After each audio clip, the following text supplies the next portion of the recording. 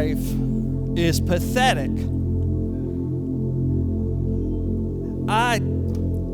You know what?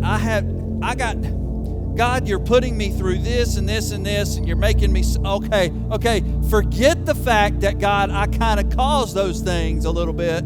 Forget that. Okay, but the fact is you're letting me go through all of this hard time. Thank you for the sound effects. Thank you.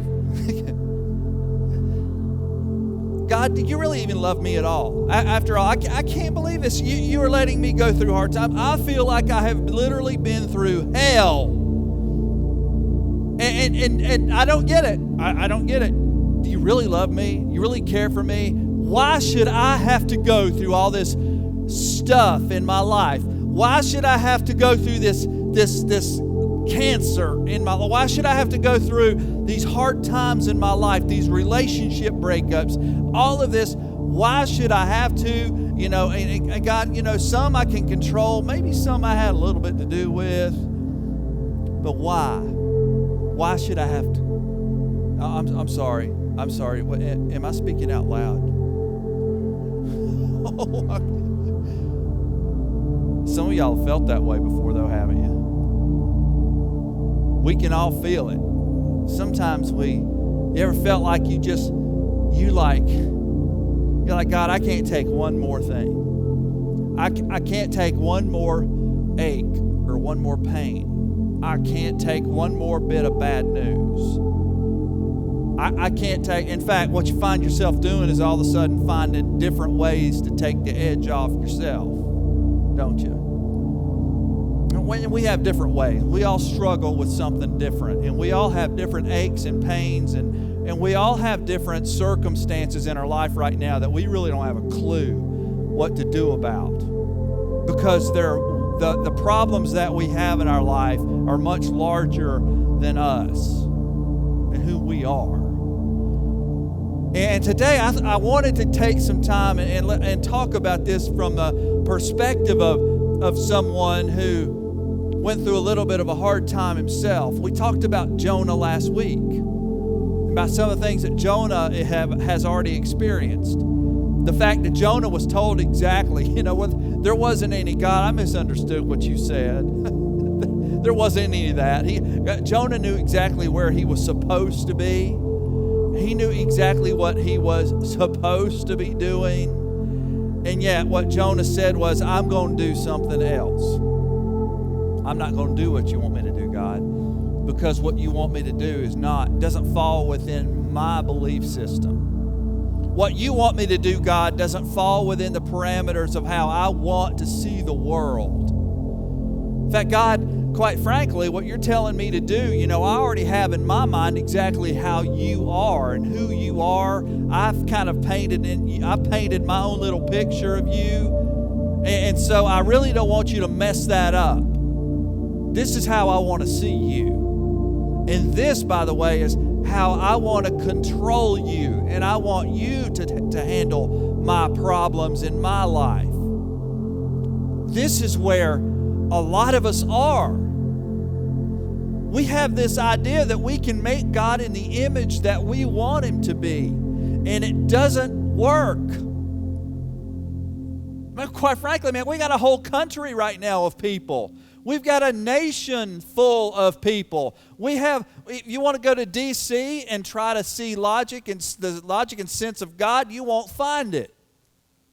They have their own idea of how they think God should be.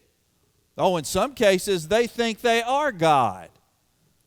But I'm here to tell you that God is bigger, God is greater, and God is more powerful than any problem that you will ever have. He is bigger. He is mightier. God doesn't care what the opinion is of a legislator. In fact, they ought to start caring what the opinion of God is. And it's not happening. We are on a downward spiral as a nation. We're on a downward spiral and we're not getting any better. In some cases, many people have seen the worst year of their life in 21. They have seen things that they never thought that they would see. I never thought that I would see Marxism and socialism be talked about as the answer to our problems. And you may think, well, are you saying that is the answer fiscal responsibility, and is the answer to do it the democratic way? And no, that's not what I'm saying. The answer is God's way. But they are making it, they are turning Marxism and socialism and their idea of how to fix everybody's problems into God. They don't acknowledge who God really is. Quite frankly, we're Nineveh. We need to be saved. I was talking with a young lady just a couple of weeks ago. In fact, it's a young lady that is homeless now. And she came to me and she said, you know what, I really do want to understand how to be saved. She's on a pursuit to figure out what it means to be saved. And I got to pray with her, and I got to share the gospel with her, but I also just got to tell her, keep pursuing, because I know where you're going to end up. You're going to end up at the right place. If you pursue, and you pursue those answers, the answers to see God and how to be saved, you're going to find those answers. Here's a little roadmap. You can find it. You'll find it. God will bring you there. But in the case of Jonah, Jonah had reached that point where he had literally been disobedient and he had caused his circumstances to spiral. He had spent a lot of time in the bottom of the boat, which, by the way, the reason they do that, if you're in the very bottom of the boat trying to sleep, sometimes it makes it a little bit easier.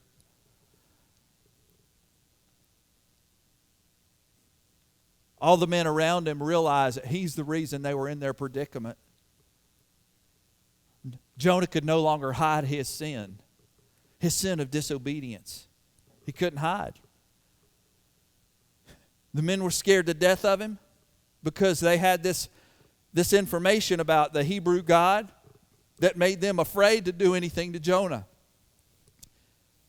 They tried everything. They tried throwing their livelihood overboard. They threw their prophets overboard. All of this because of a disobedient prophet named Jonah. And now it comes time, and they realize there's no other choice. They have no other choice. Jonah realizes it. He knows what must be done. And they take him and they throw Jonah out of the boat. And what happens after they throw him out? The water's calm. The sea's calm. And Jonah's problems are just starting.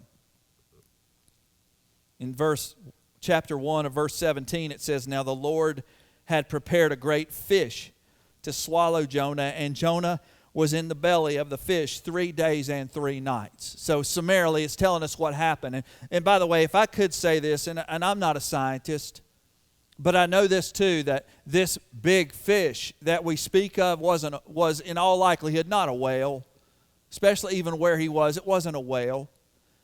But here's what I want you to entertain the idea of. And this is my opinion. My opinion is known to be wrong at moments. And it's this. Do you believe, in some cases, God could have created that fish just for Jonah? That big fish that we can't seem to figure out exactly what fish it was, but it was big enough to ingest Jonah, and Jonah to be able to survive in this big fish for 3 days and 3 nights on that foam blubber mattress. And he's in there, but while he's in there, he's literally living in a hell on earth. You think about it, the gastric juices, the smell, the darkness that he was in. I mean, if you want to get down to it, Jonah was literally in a hell that was made for him by God. Literally, he was going through hell, his hell on earth. It got me to thinking last night, and God got me up. I hate it when he does that. It's always the same time too, usually. Somehow it's between 3 and 5. He thinks it's funny. But I began to think about this and ponder this verse in particular about where God had taken and placed Jonah. This was hell on earth for Jonah. And I began to realize that Jonah was in a place where God had placed him. He literally was in a place that he had no control. In fact, in all likelihood, Jonah began to think probably after that first day or that second day, this is it for me. It's just, this darkness that I'm feeling, this utter darkness in here, and the noises. If you can imagine the sound of the gastric juices and the sound of being under the sea. I can tell you right now, it wasn't like going through It's a Small World after all. It was an awful place. And little by little, Jonah has spiraled to the place, he was literally at the bottom of the barrel, the bottom of his rope. He was literally at a place in his life where there was nowhere else he could turn. But here's why I say this. Each one of us in here right now have been through some emotional turmoil in our life at some point in time. You may be watching and you've been through emotional turmoil. You may be going through it right now. And you're wondering if it's ever going to end. Maybe you're a believer and right now your world is literally crumbling right before you. You don't know where you're going to be in a week from now. You don't know how God's going to figure out your problems or how He's going to take care of them. You don't know. You have no idea. So literally, God has taken you to that place where you're at rock bottom. You're like hell. It's your hell on earth, so to speak. Trust me, trust me, the real hell's a lot worse. But this is your hell on earth. This is your time to go through a really rough time in your life. And as we enter into chapter 2, here's the reason I'm wanting to emphasize this. Don't for 1 minute think that God placed you in that situation that you are in, whether by choice or by allowing you to fall into it because you caused it. Never think that He placed you there without a purpose of preparing you for something more down the road. God does not let you go through hard times in your life for the purpose of simply playing with you and toying with you. When He puts you in the midst of your storm, that rock bottom place, that sense of outer darkness in your life, when He places you on that, quote, as I put it, that foam blubber mattress of despair in your life, He has done it for a reason. And He is preparing you. And you may wonder, well, how is He preparing me? Well, for one thing, He could be preparing your thought process. He could be preparing you to think differently. He could be refocusing your gaze away from your problems and on Him. He could be taking you to a place where you can finally pray. I'll tell you, there are moments in my life that I literally felt like that I could not pray. Have you ever felt that way before? You can't pray. You literally are so in despair. You're in such a deep, dark hole. You can't even pray and utter words. Sometimes I think of Hannah when I think of this. I think of how Hannah literally was just sitting there just carrying on, just blubbering at the altar. When Eli saw her, and she literally just couldn't form words. She just had to just pour her heart out to God. Sometimes the only words you can get out when you're in those moments is help. That's all you can get out. Help. I got good news for you though. You have a mediator to the Father And He makes sure that your words get to God. Don't worry. You're thinking, man, how's God going to understand my vocabulary? It don't sound good to me. I can't understand myself. It's because God's got a mediator, and He knows exactly what you need. In fact, He knew what you needed before you asked for it. And this is where we come with Jonah. So Jonah's in the belly of the whale. Remember, it's totally dark. He is literally at a place where he thinks he's going to die. But God's finally got him where he's going to listen to what he has to say. And that's where we come to in chapter 2 of the first verse, because we're going to see the prayer of Jonah. What does the prayer of someone who has finally is in that pit of despair look like? What should the prayer of someone in that pit of despair look like? It looks something like this. Then Jonah prayed to the Lord, his God, from the fish's belly. And he said, I cried out to the Lord because of my affliction, and He answered me. If I could stop this sermon even right now at that one verse, I think it would answer everything. When you're in the midst of despair and you don't know where to turn and you don't know who to go to, cry out to God. I mean, after all, He's finally got your attention. Cry out to Him. Just literally cry out to Him. Abba, Father, help me. At least you're focused in the right place finally. And it says that if we will do that, Jonah gives a testimony about the result of when we cry out to God. It says when we cry out to Him that He answers us. He answers us. He answers us. I don't know about you, but I tell you what, I hate to be talking to someone and they're ignoring me. Don't you? You just want to just pay attention to me.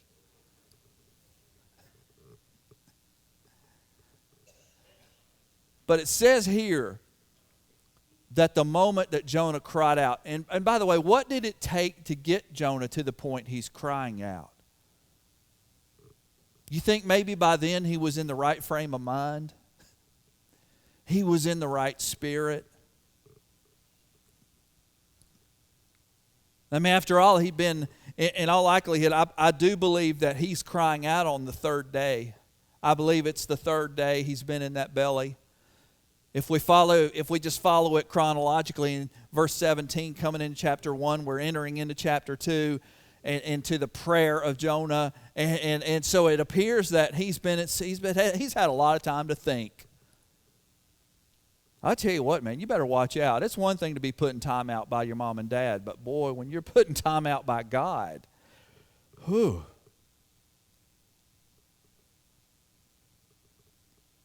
Out of the belly of Sheol I cried, and you heard my voice. You hear what he's saying? Sheol. Sheol in that cast, the exact meaning of Sheol and what it means, outer darkness, hell. He's saying literally, I cried out, I literally was going through hell in my life, and you answered me.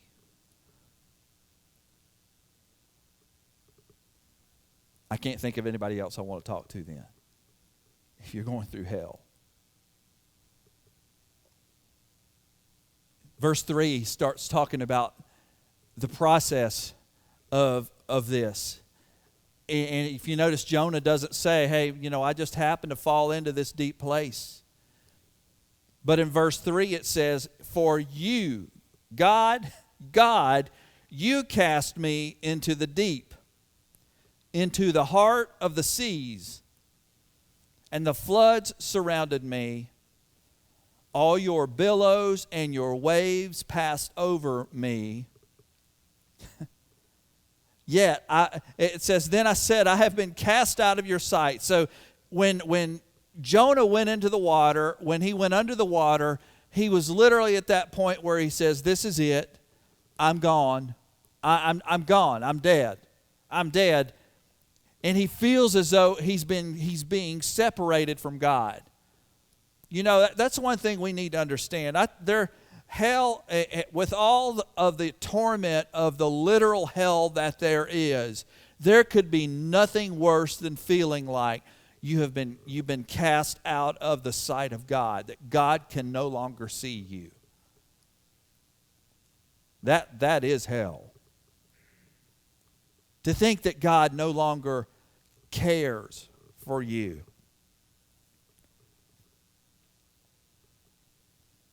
How is it that, by the way, God comes to the place that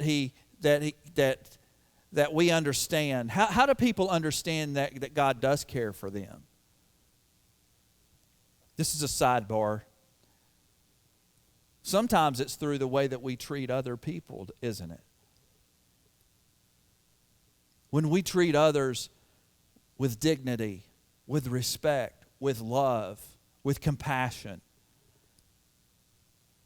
As believers, we are the ones showing that love of God. We're helping people know that they can see, that God can see them, and that God cares for them. When we ignore people and we don't give people the time of day, that's when they begin to believe that maybe God doesn't care for them. You are the hands and feet of Jesus. Then I said, I have been cast out of your sight, verse 4. Yet I will look toward your holy temple. The waters surrounded me even to my soul. The deep closed around me. Weeds were wrapped around my head. Literally, he's given a literal description of everything he's going through. I went down to the moorings of the mountains. And what Jonah is describing here is there is no lower than that someone could possibly go than where Jonah is right now. The earth with its bars closed behind me forever. He felt like this was it. This was it. No longer. I am to be no more.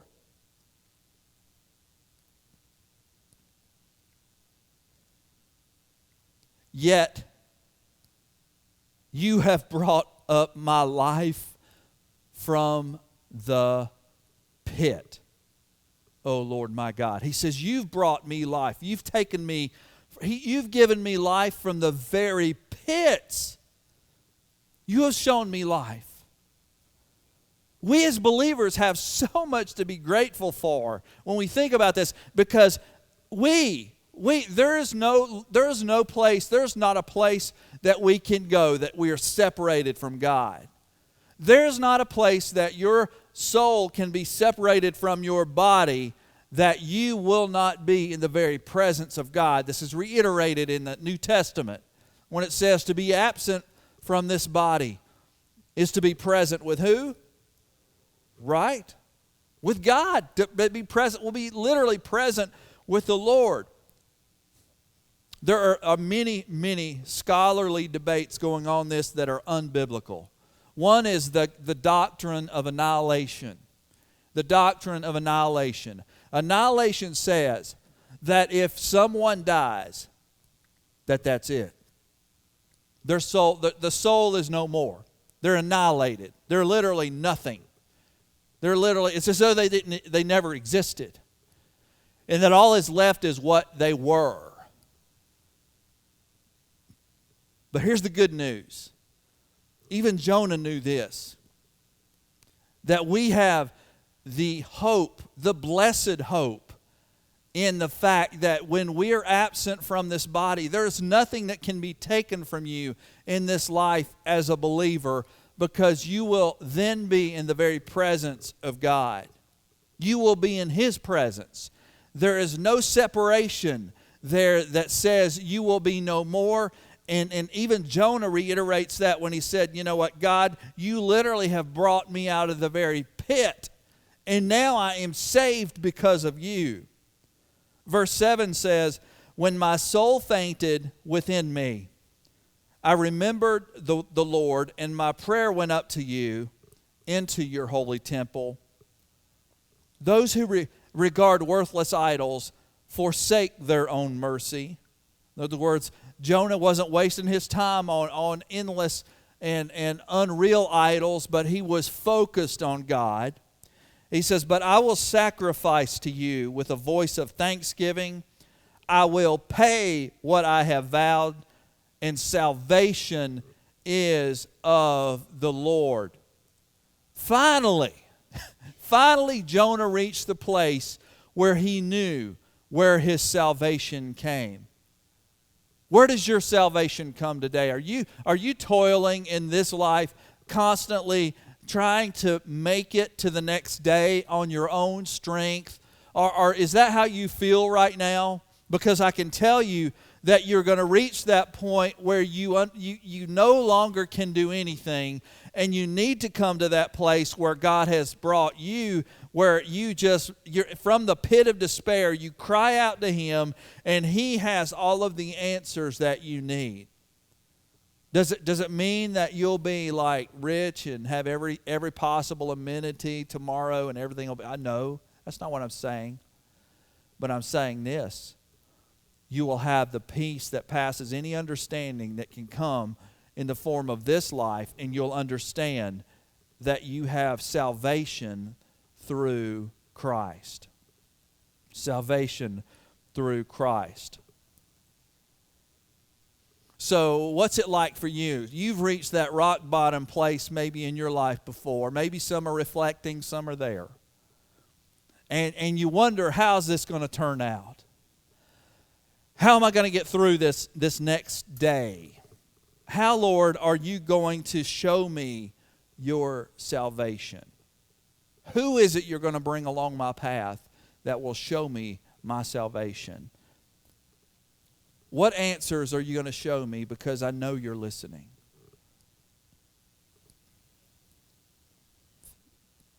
And the truth is, yeah, God allowed you to go through what you're going through right now, and it hurts, and it's painful, and it's disrupting to the day-to-day affairs that you want to take care of.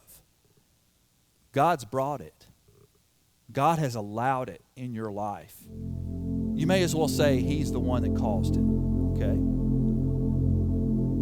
But my challenge to you right now, though, is how are you responding to it? Are you at that place where you're ready to listen? And are you ready to let God deliver you? Being delivered, by the way, sometimes doesn't look pleasant and look nice. It doesn't look that way. In fact, if we look in verse 10, it says that, so the Lord spoke to the fish, and it vomited Jonah onto dry land.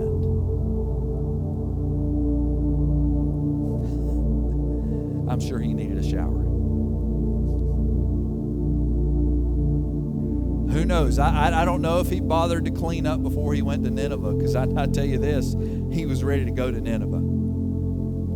He was. That place where, in all likelihood, he felt they would kill him. That place where he'd probably be considered a political enemy, and he would be slaughtered in a very graphic way before the people. But it says here that once Jonah had been delivered, miraculously delivered, that what Jonah did was he went to Nineveh. Could have saved himself a whole lot of trouble. I always think this is probably the first submarine ride ever. But God took him right where he needed to be, and he delivered him. And Jonah finally, listen. What's it going to take to get your attention today? In the midst of your trial, first of all, if you don't remember anything else that I say, Don't waste this trial that you're in. Don't waste this rock bottom place that you're in right now. Don't waste it. Let God use it to mold you into what He needs you to be. Let Him use it to prepare you to go where He wants you to go. And I promise you, it will not be for naught if you will just listen to the voice of God.